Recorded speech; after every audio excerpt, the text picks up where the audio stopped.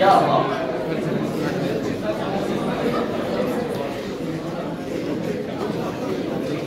السلام عليكم.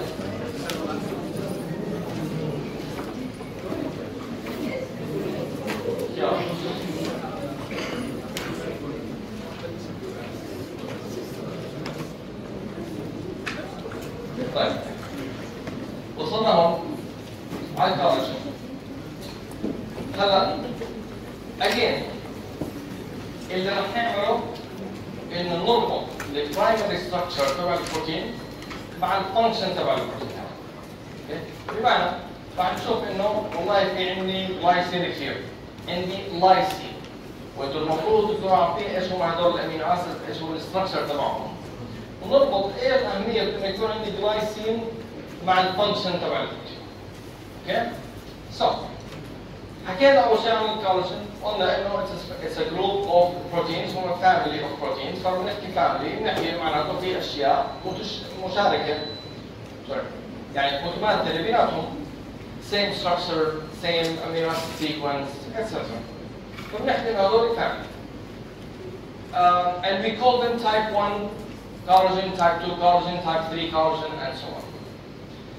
وحكينا كمان انه الستراكشر تبع البروتين، الفانكشن تبع البروتين انه it to provide stiffness للتيشو، وبالتالي you would immediately imagine انه معناته الكولاجين نفسه لازم يكون rigid by itself عشان يكون التيشو اللي هو فيه برضه rigid and stiff.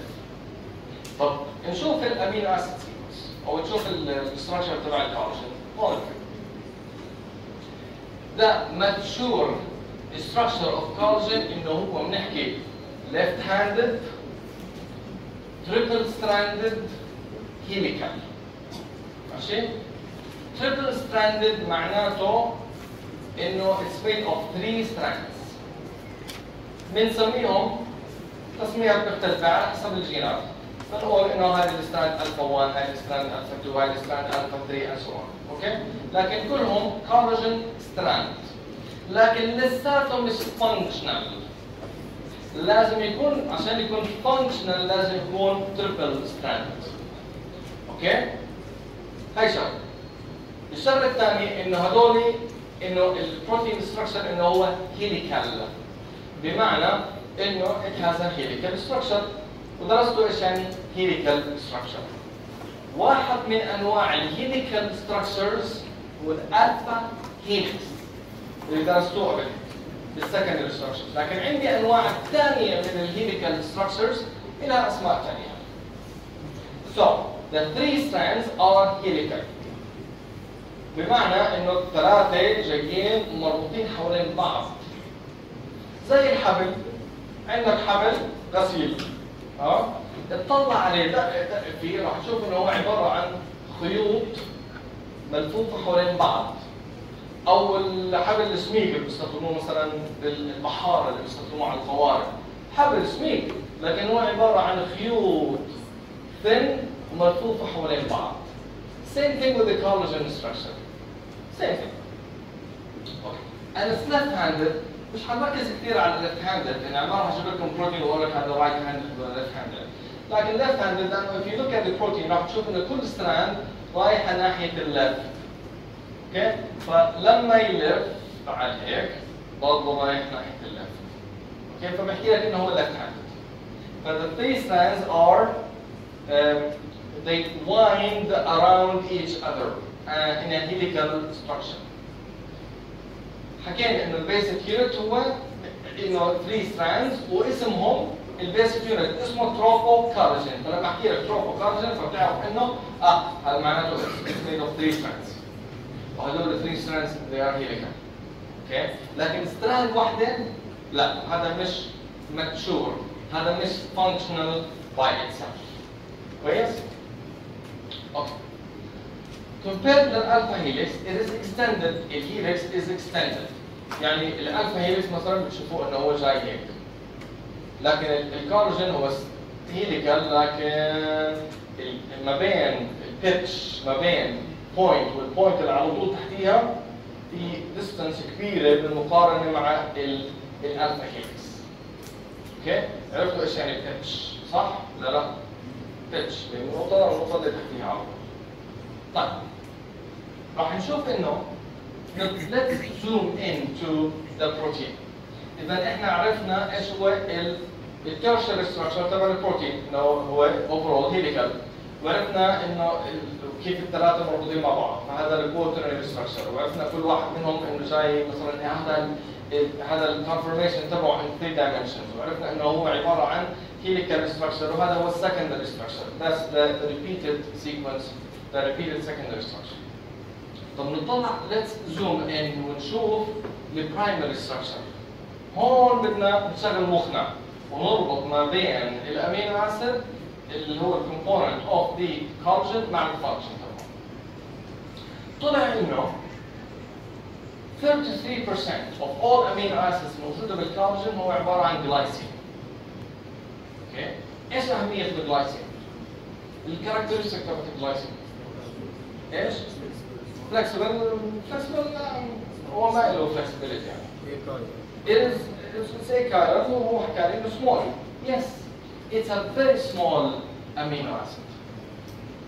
يبقى every 1/3 of amino acid sequence حيكون عندي glycine. و13% بروتين.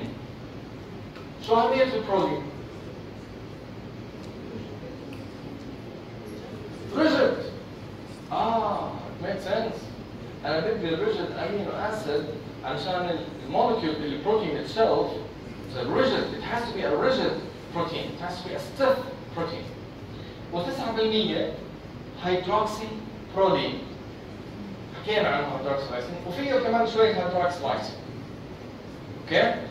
إذا أنا عندي every 1/5 of all amino acids هو عبارة عن برولين، سواء برولين أو هيدروكسي برولين.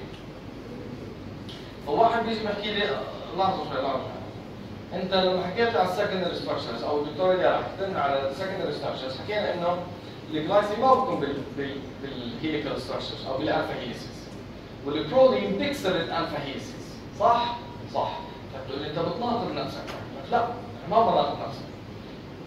ايش بيعمل البرولين لما يكون بنهايه الالفا هيليكس؟ ليه بخرب الالفا هيليكس؟ لانه رجل، لانه ايش بيعمل؟ It's not flexible, it breaks the alpha helix. بلف خلاص بيكسره، بيخرب الريتم اللي موجود بالهيليكال ستراكشر بالالفا هيليكس. طيب فلما يكون انا عندي كثير منه بالكولاجين بعدين بروتين، شو راح يعمل البروتين؟ طق حيكسر. شو عمل البروتين؟ طق حيكسر. البروتين حيكسر and so on. يبقى البروتين هو المسؤول عن انه يعمل الهيليكال ستراكشر اوف كولاجين. مش بس انه بيخلي المولكيول نفسه ريجيد، لا بيعمل الهيليكال ستراكشر اوف ذا بروتين. حلو. طيب والجلايسين؟ الجلايسين حكينا انه اتس سمول. فالحبل غسيل او حبل تبع القوارب هتشوفوا انه مكون من خيوط صغيره، هيدا خيوط صغيره مفكفكه على بعض ولا قرابه كثير على بعض؟ كثير قرابه على بعض، مشدوده حوالين بعض.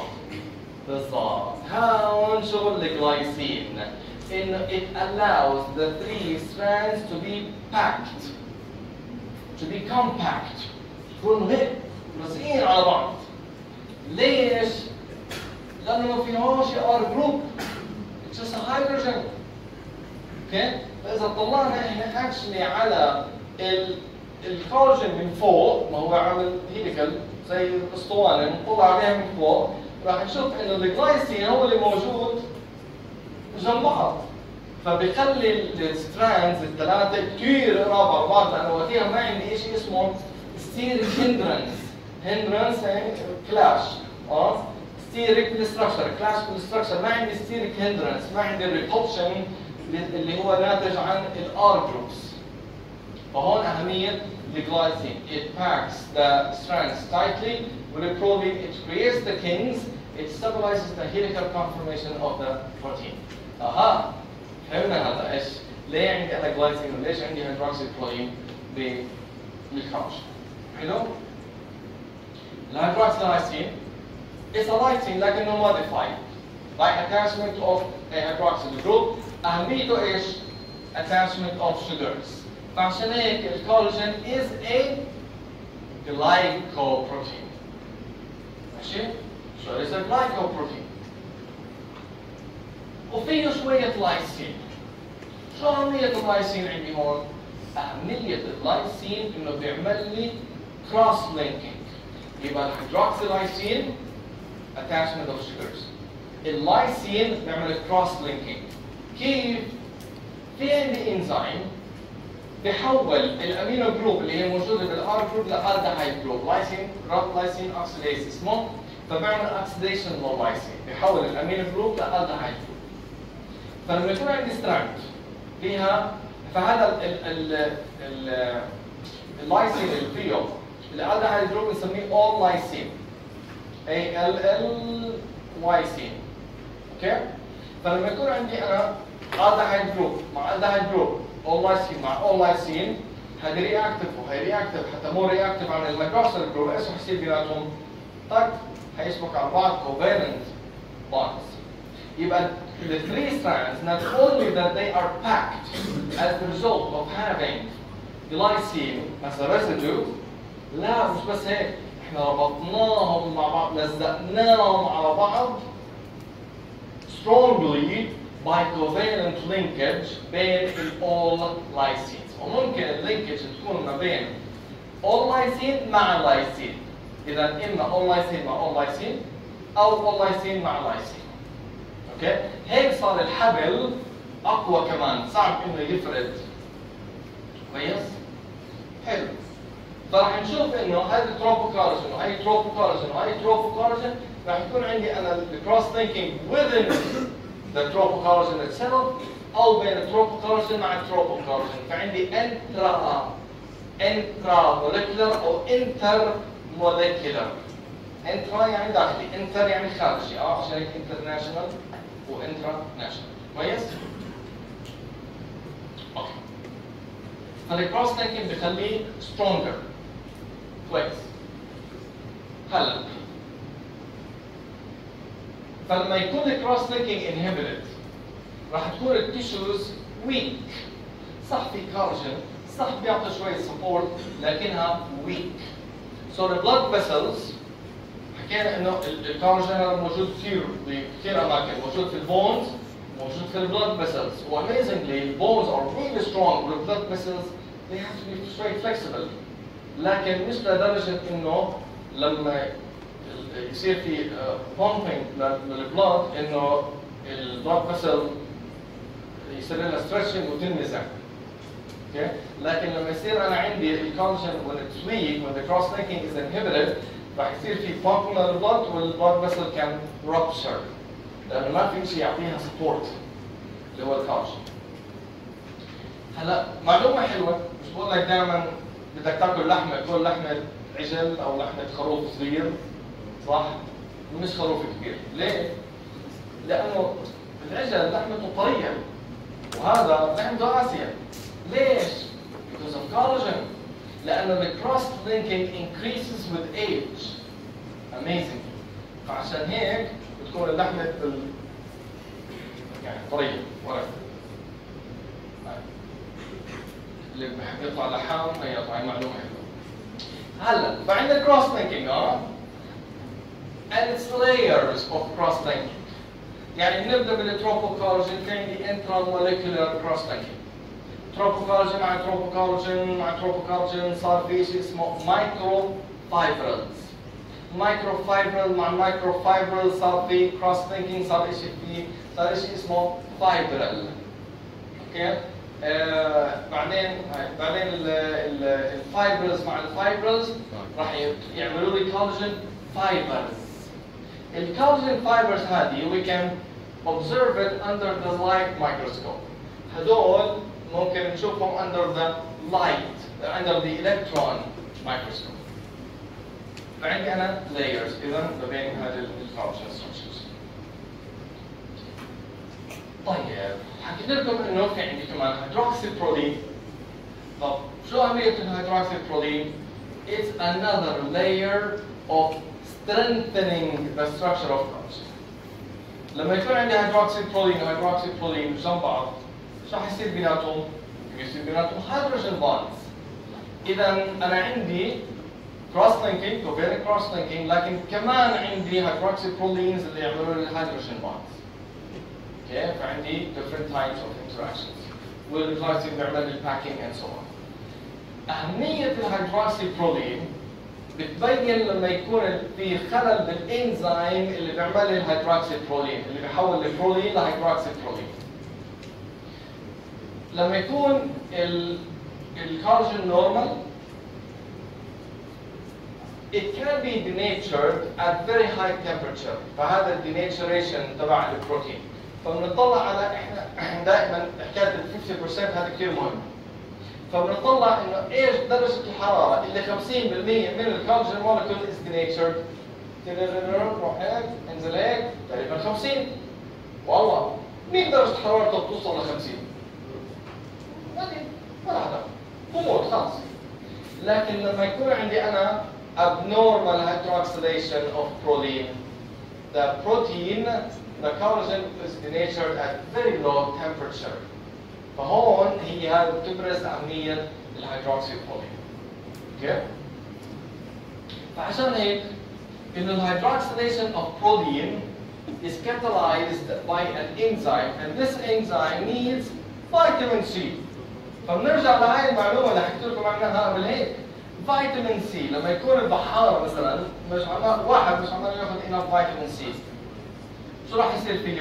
الكولاجين راح يكون ويك، وبالتالي الاسنان راح يوقعوا، العين whatever، السكين راح يكون يعني it can be injured easily، the blood vessels are ruptured as well very easily لأنه الكولاجين is not strong، لأنه ما عندي هيدروكسي برولين. اوكي؟ هون ربطنا اذا الاستراكشر مع الفانكشن تبع الكولاجين. نيجي على السكند تايب اللي هو الالاستين.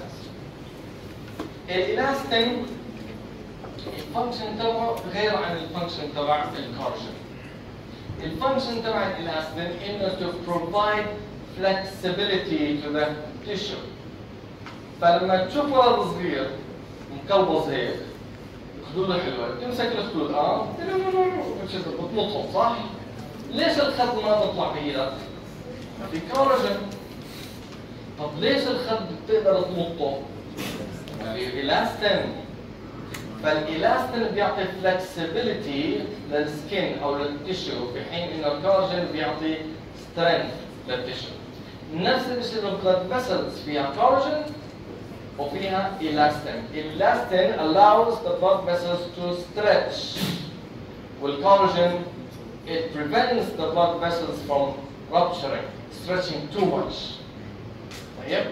طيب طلع انه الالاستين او الالاستين بروتين بيعمل لي شيء اسمه elastic fibers.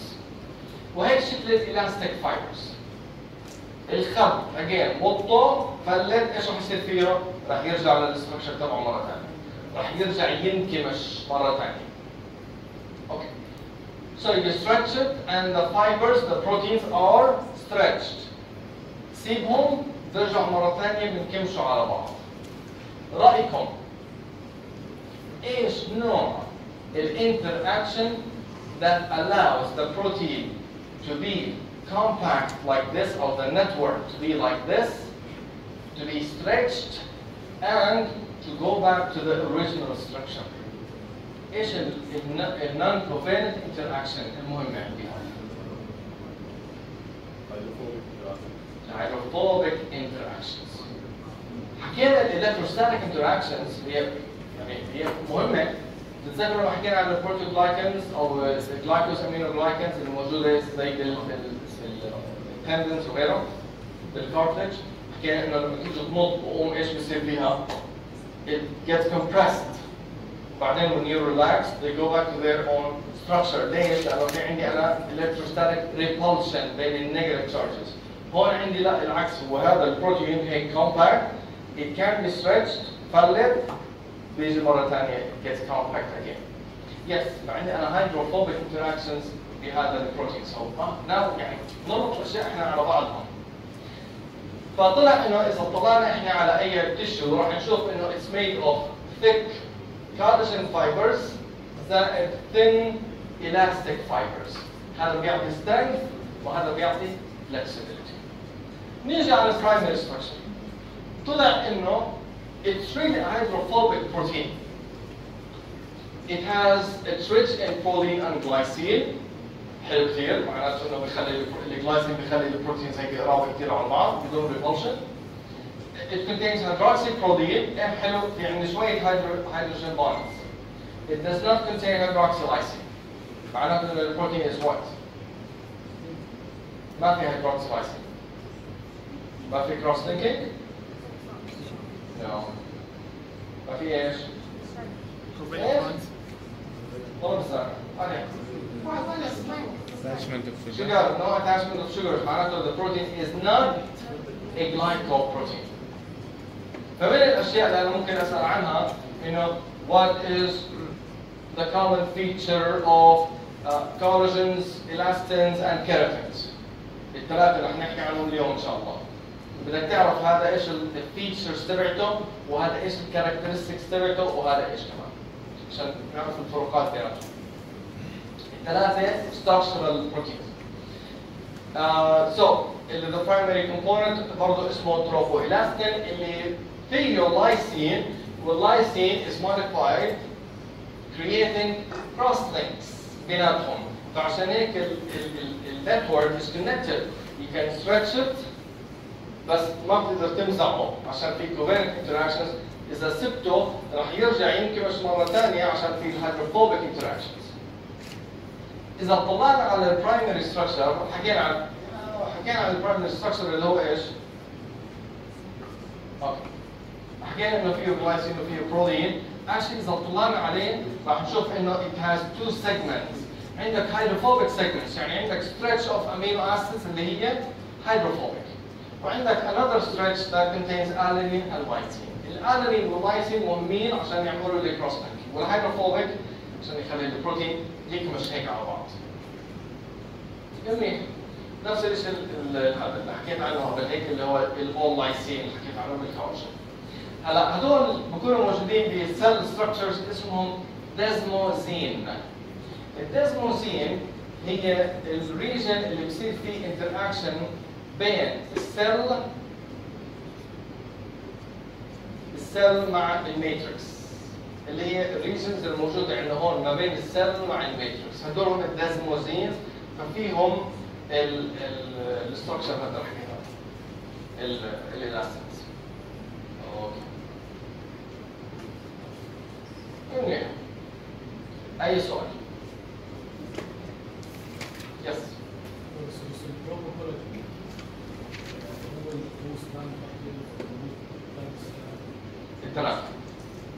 الثلاثة السؤال هو ايش هو التروبوكارجين؟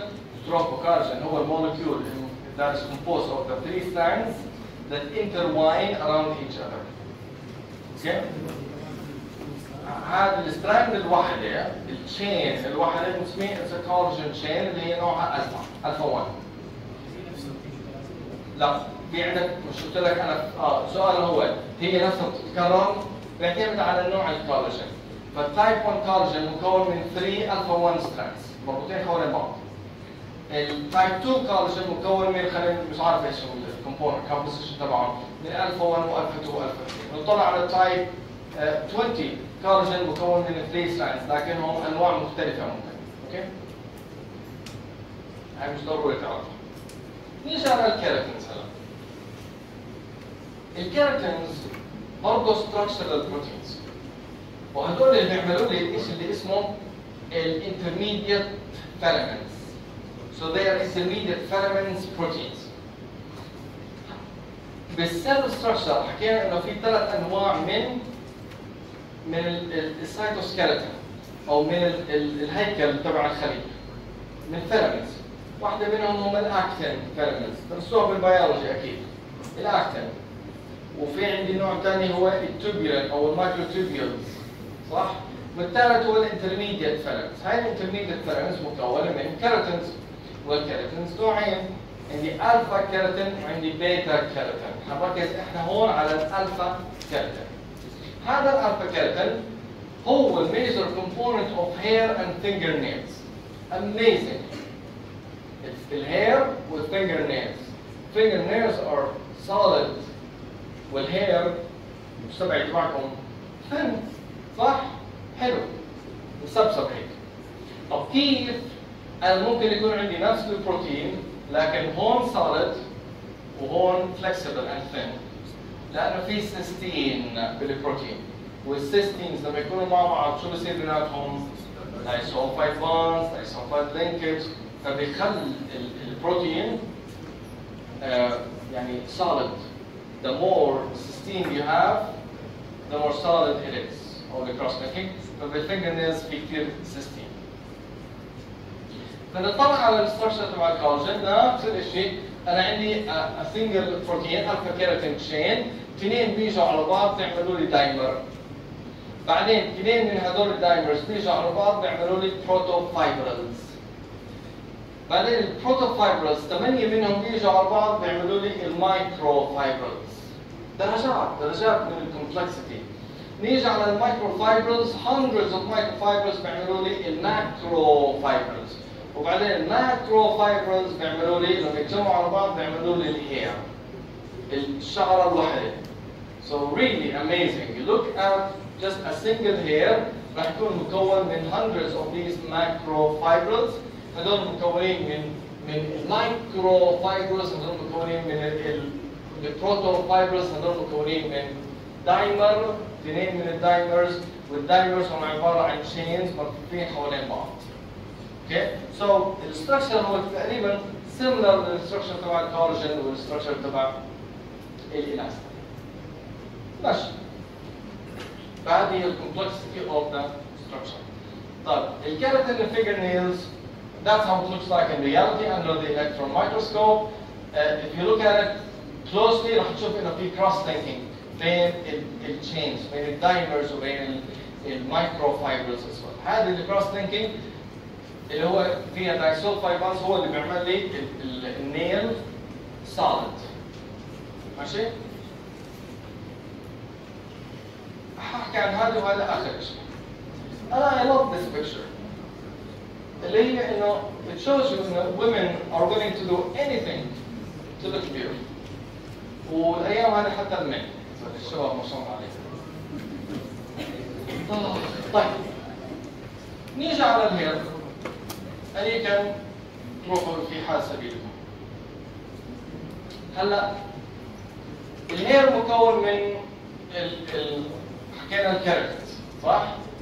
هلا شعرك انت شوي مجعد. دخلت اتحممت او بدك تظبط شعرك، رايح على مقابله بدك تظبط شعرك، ايش بتعمل؟ بدك تبله ما في مي، ايش بتعمل؟ ايه؟ جل؟ ما في جل، ما في مي، ما في شيء، شو بتعملي؟ شباب شو بتعملوا؟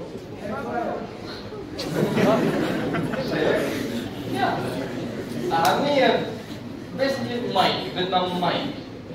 طيب احنا لما نعمل هيك اوكي؟ أو واحدة بدها تروح على حفلة بتقوم ايش تعمل؟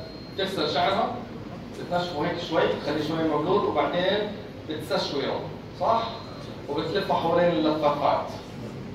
راحت الحفلة شعرها حلو ما شاء الله، رجعت على البيت ساعة ساعتين رجع الشعر اتبهدل مرة ثانية. مش هيك؟ طيب هذه بسموها temporary waves. فاللي شعره هيك مسبسب ممكن يخلي شعره مجعد وملفلف عن طريق انه يعمل the person can create temporary waves عن طريق breaking and reforming الهيدروجين bonds اللي ما بين الكيراتين filaments. بيناتهم في هيدروجين bonds، مش حكينا انه فيها هيدروكسيبرولين زائد other لا مش سوري هذا الالاستين سوري. So basically إذا تغسل شعر هذاك بصير هيك يعني بصير ناعم اوكي، وبتقدر تستشعره او تعمل ديزاين معين بتقدر تستشعره and it will take this form because you are reforming the hydrogen bonds. هذه temporary waves. طيب مش في شيء اسمه بيعملوه البنات اسمه انا رايحه اعمل بيرم. شو يعني بيرم؟ من وين اجت بيرم؟ بيرم يعني permanent. يعني البنت بتعمل البيرم وبيطلع شعرها ما شاء الله حلو هيك whatever يعني حلو whatever. ده رايك. اوكي؟ مزعر صحيح؟